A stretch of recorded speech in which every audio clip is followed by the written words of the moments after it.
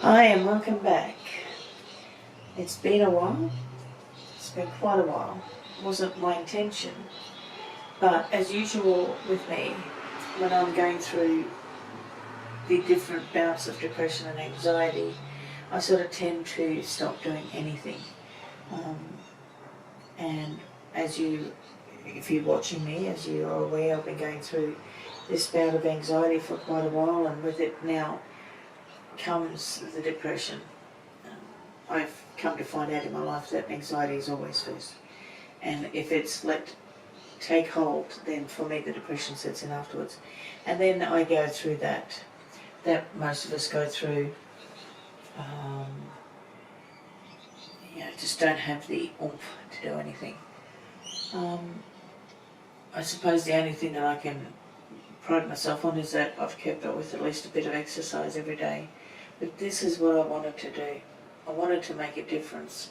I wanted to try and make a difference. I'm not that self-absorbed that I think I will, but I'm hoping that somewhere in my journey, people might be able to find something that helps them. Or especially, I suppose, more for me, is to get it out there and for people who don't understand mental illness, to get a bit more understanding that it's not just this horrendous, psycho, movie attack. We're not all like that. Most of us aren't like that actually. And it's a few people, and it's not always the demented sort of mental illness. Mental illness is a huge array of both, what do you call them? Labels. My labels, I don't know if I've told you my labels before, but my labels are major depression, anxiety, bipolar, and borderline personality disorder. Now, I think the reason they put us into boxes is because it's easier to treat everyone the same. The thing that with mental illness is that although a lot of us suffer the same sort of symptoms, everyone's an individual. And like I can turn around and someone can tell me, they're dealing with something in particular, and I can empathise and I can understand, but I don't know. You can never know what someone else is going through because you're not them, because we're the only people in our heads. And as I said, as many people as you have around you, it still doesn't change the fact that you have to do it on your own. But as I said at the beginning, I have a huge tendency to stop doing things, especially things that give me joy or make me feel better. And I went and saw Terry last week. Terry, you might recall, is my psychologist that I go and see. And we went into why I don't do things. It's like with the weight loss, that I make a start and I start losing weight, and I start losing good weight, and then all of a sudden it stops, and I want to go back to it. Like even now, I want to keep losing weight, but for some reason I just keep sabotaging the good that I've done, and I sabotage any effort to move forward with it. And it's with everything. My painting, I love painting. I love craft, And I've started this. I started a whole heap of projects that are still sitting in bags and containers all around my house, because I start things, because I have the vision of the end product, but I never finish it. Everything's half done. Not because I'm lazy, because as I said, I have the desire.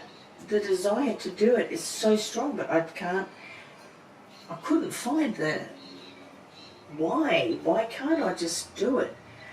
Anyway, through speaking with Terry, we came to a place that I believe, there's a few things that actually hold me back. And the three things that my mind spat out eventually was that I'm not allowed to be okay. I deserve to be punished, and everything's my fault. Bottom line is, logically, I'm well aware that that's not the case. Like I've said before, with my logic versus my illness, you know. But it is so deeply ingrained in me that no matter what I'm thinking here, no matter all the efforts I'm trying to accomplish here, wherever this stuff is in my subconscious, it's so ingrained in my subconscious that this constant battle I have between my illness and my wellness is just horrendous. And and I want to hurt myself because I think it's because I don't deserve any better. My illness, okay, not my logic. But as I said, I've tried to physically hurt myself. Like I've tried to physically, I've gone through just a very short period of cutting. And I understand why people do that. Because that pressure of the fear that you're going to just, like everything inside your body just feels like it's going to explode, that you have to release it. And we also found out that I don't get angry. I suppressed anger. Anger was, I wasn't allowed to express it as a child. Obviously, the fear that I held as a child, wouldn't let me do that. And as I've grown up, the one thing that keeps coming to my head is that if I get angry, that makes me a nasty person. And if I'm a nasty person, then that means that my parents' thoughts of me and ideas about me were true. And I don't want them to be true. I don't want to be a worthless piece of garbage. I don't want to be stupid and ugly, and I don't want to be any of those things. I want to be loving and caring and empathetic and creative and silly and all the things that, obviously, as I said, I'm having a hard time at the moment. I didn't sort of mean to be disrespectful to anybody out there, and I just sort of, sometimes just gets a bit more than I can deal with. But yeah, so I don't know how to work on that. Like, I don't know what to do, which is obviously why I'm seeing Terry again. And I'm starting with this other group that I'm with, DBT, which is dialectic. DBT, behaviour therapy, which is, it's pretty heavy. It sort of brings up a lot of stuff as well. I started it last year before I found out that I had some other issues I needed to deal with, and I didn't get to finish it.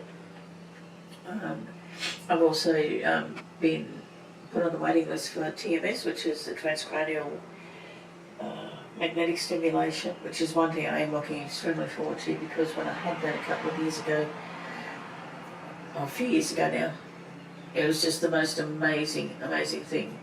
If you ever want to try something that's not chemical, look into it. Transcranial magnetic stimulation.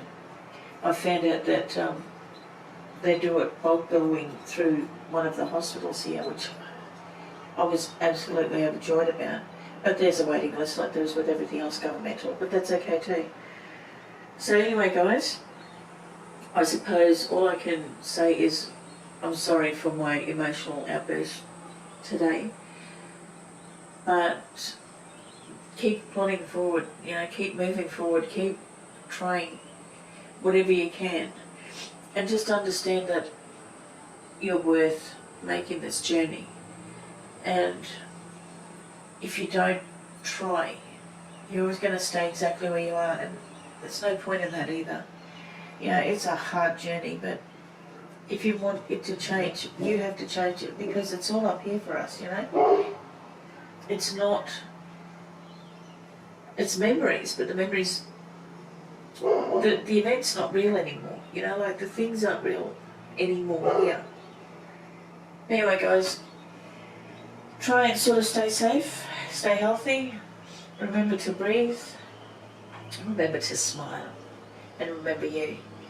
Always remember you. I love you guys.